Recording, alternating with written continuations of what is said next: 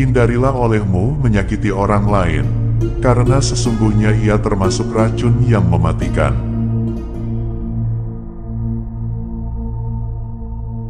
Imam Sa'd rahimahullahu ta'ala berkata, sesungguhnya terhijabnya seseorang dari wusyul ke hadirat Allah ta'ala dan menyaksikan beberapa keajaiban kerajaan langit disebabkan oleh dua hal, yaitu makanan kotor dan menyakiti orang lain.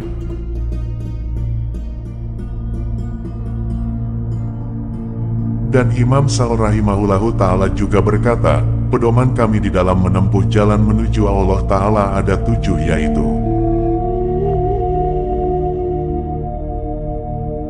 berpegang teguh dengan kitab Allah Ta'ala, mengikuti sunnah junjungan kami Rasulullah Shallallahu Alaihi Wasallam, makan makanan yang halal, menjauhi perbuatan maksiat, bertaubat, melaksanakan segala kewajiban, menahan diri dari menyakiti orang lain.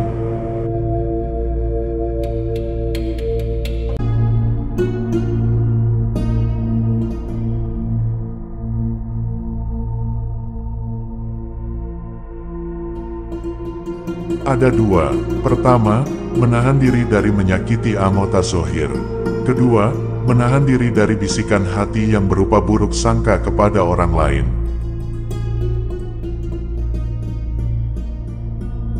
Sesungguhnya hal itu termasuk racun yang mematikan yang tidak dimengerti oleh setiap orang, apalagi buruk sangka pada para wali Allah, ulama, dan orang-orang hafal Al-Quran.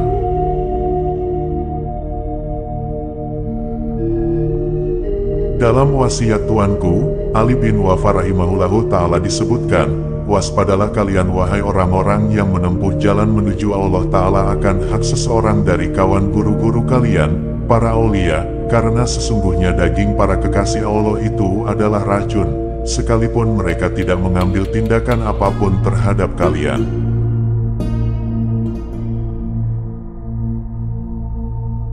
Waspadalah kalian, dan waspadalah kalian dari menganggap remeh menggunjing seseorang walaupun gunjinganmu tidak sampai kepadanya.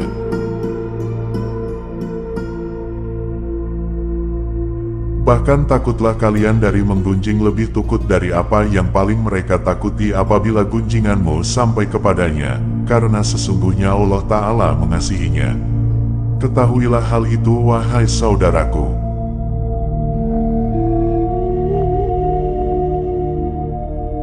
Jauhilah olehmu makan makanan yang tidak halal. Karena sesungguhnya makan makanan yang tidak halal itu dapat mengeraskan hati, menggelapkan hati, menghalangi hati dari menembus pintu hadirat Allah Ta'ala, dan merapuhkan pakaian.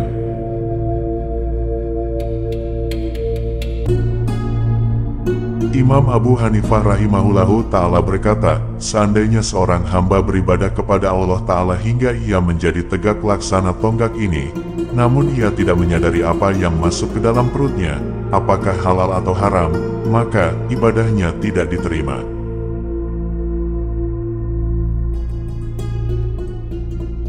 Abu Ishaq Ibrahim bin Adhem rahimahullahu ta'ala berkata, bersihkanlah makananmu dari yang tidak halal, setelah itu tidak ada lagi beban bagimu, tidak harus berpuasa di siang hari dan tidak harus ibadah di malam hari, yakni ibadah sunat.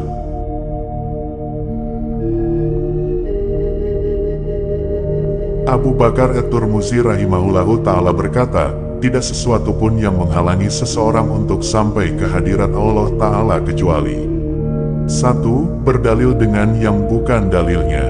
2. Tergesa-gesa di dalam menempuh jalan menuju Allah karena menuruti hawa nafsunya. 3. Makan makanan haram dan syubhat. Imam Sa'd rahimahullahu ta'ala berkata, barang siapa yang makanannya tidak berasal dari barang halal, maka tidaklah tersingkap dari hatinya suatu hijab pun, dan mempercepat datangnya siksa kepadanya, dan tidaklah bermanfaat baginya salat, puasa serta sedekahnya.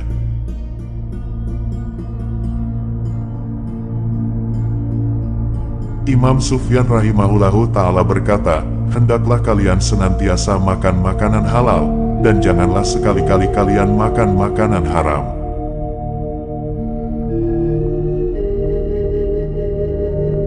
Karena sesungguhnya aku yang senantiasa makan makanan halal, apabila membaca Al-Quran, maka terbukalah bagiku 70 pintu ilmu. Namun ketika aku makan makanan orang yang tidak wirai, apabila aku membaca Al-Quran hingga aku mengulang-ulangnya, maka tidak satu ilmu pun yang terbuka bagiku.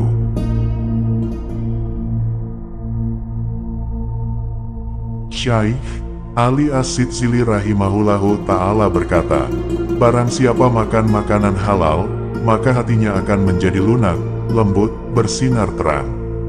Tidurnya sedikit, dan tidak terhijab dari hadirat Allah Ta'ala.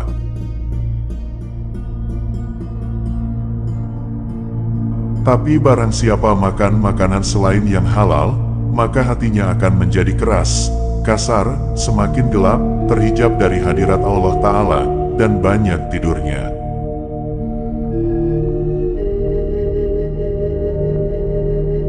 Banyak tidur termasuk sebagian dari rahmat Allah Ta'ala. Karena makan makanan selain yang halal dapat membangkitkan anggota tubuh untuk berbuat maksiat, hingga seluruh tubuh menuntutnya untuk bermaksiat. Kemudian Allah memberi anugerah kepadanya berupa tidur agar ia dapat istirahat dari perbuatan maksiat.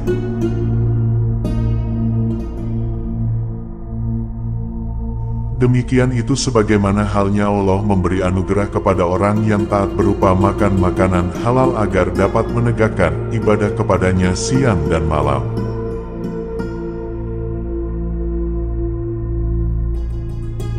Tuanku, Ali Al-Khawas rahimahullahu ta'ala berkata, barang siapa yang makan makanan haram dan ia memperbanyak ibadah, maka ia bagaikan merpati yang mengerami telur busuk. Ia mempersulit dirinya sendiri diam lama di tempat itu, sementara tidak satu butir telur pun yang dapat menetas, bahkan mengeluarkan bau busuk.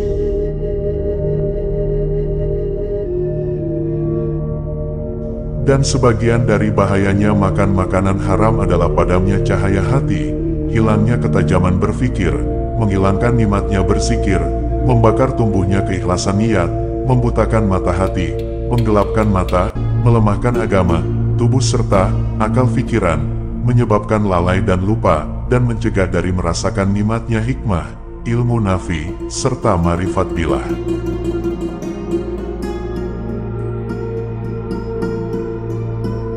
Beliau menjelaskan dengan panjang lebar tentang bahayanya makan makanan haram. Lalu beliau, Tuanku, Ali Al-Khawas rahimahullahu ta'ala, berkata, secara global semua perbuatan maksiat yang dilakukan seorang hamba, penyebabnya hanyalah makan makanan haram.